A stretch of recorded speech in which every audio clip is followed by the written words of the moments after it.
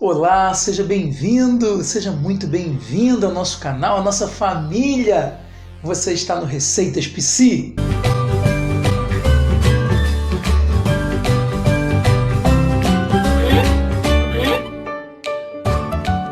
No Momento Psi de hoje, iremos falar sobre o Setembro Amarelo e por que devemos pensar nessa prevenção. Fica comigo e após a vinheta eu falo um pouco mais para você.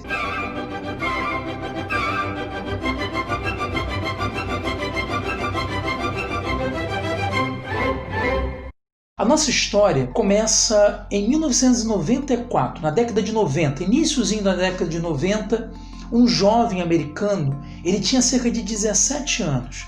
Ele é encontrado morto dentro do seu carro, ele se mata dentro do seu Mustang amarelo. No velório e no dia do enterro desse jovem, a família e os amigos decidem dar alguns cartões com fitas amarelas, prevenindo, ajudando de alguma maneira outros jovens a não cair no desespero. E é justamente essa palavra que eu quero trabalhar aqui com vocês hoje. Por que não devemos cair no desespero? Por que o desespero me leva ao suicídio? Bem, primeiro precisamos entender, no momento em que perdemos o sentido da nossa vida, o que é o sentido da nossa vida? De que forma perdemos esse sentido? O sentido ele pode ser qualquer coisa que te mantenha de pé, que te mantenha ativo, com coragem, para enfrentar qualquer momento difícil na sua vida. E em que momento eu percebo que perdi esse sentido? O sentido, quando ele é perdido, é como se caíssemos num abismo, um profundo abismo. Imagina um buraco bem fundo, negro,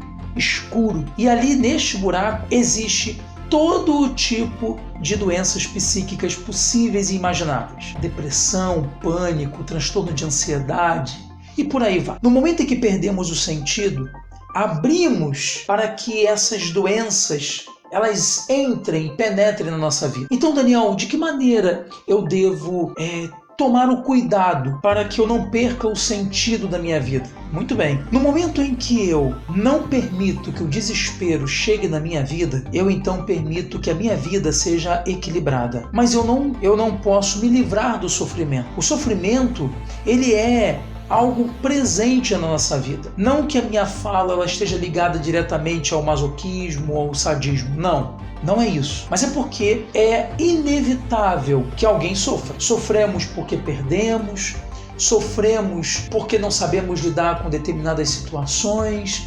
sofremos por uma situação que ainda não aconteceu ou até mesmo que nunca irá acontecer. Enfim, o sofrimento ele acontece e ele está a todo instante na nossa vida. Então, como lidar com isso? Como não permitir que esse sofrimento ele seja maior do que o sentido? É dando sentido a ele.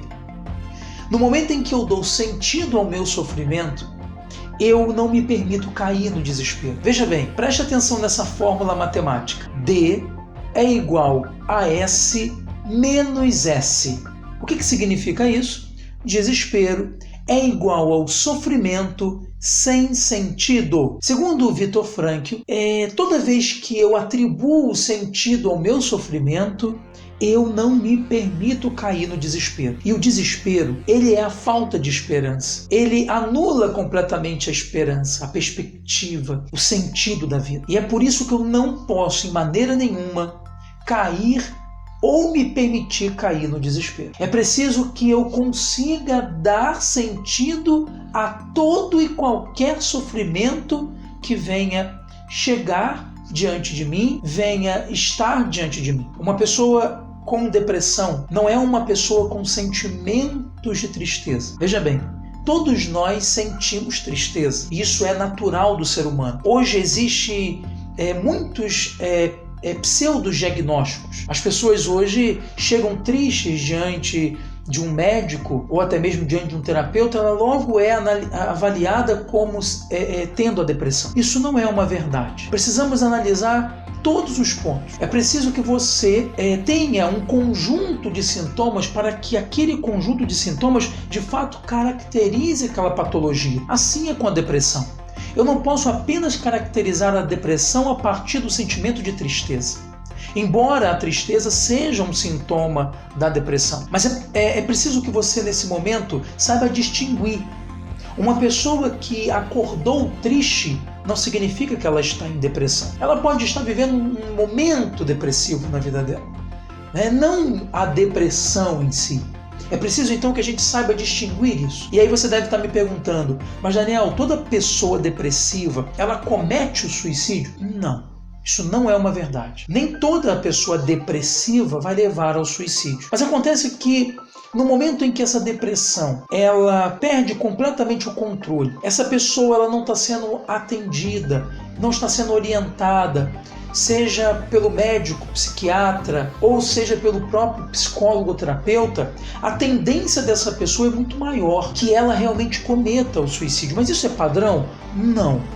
Também não podemos caracterizar apenas a depressão como uma doença que leva ao suicídio. Temos aí a bipolaridade, temos aí o transtorno de ansiedade em nível muito exacerbado. A gente tem a própria esquizofrenia, a gente tem casos de pessoas que cometeram suicídio devido ao uso indevido de drogas. Então veja, não é apenas a depressão, porém o que mais nós vemos, né, mais acompanhamos na televisão, né, na própria mídia, é realmente a pessoa que estava em depressão. Mas isso não é algo que devemos padronizar. Segundo um sociólogo chamado Durkheim, ele, veja, como um sociólogo, ele rompeu muitas barreiras e ele fez questão, no século XIX, de fazer uma espécie de investigação sobre esse assunto que tanto perpassa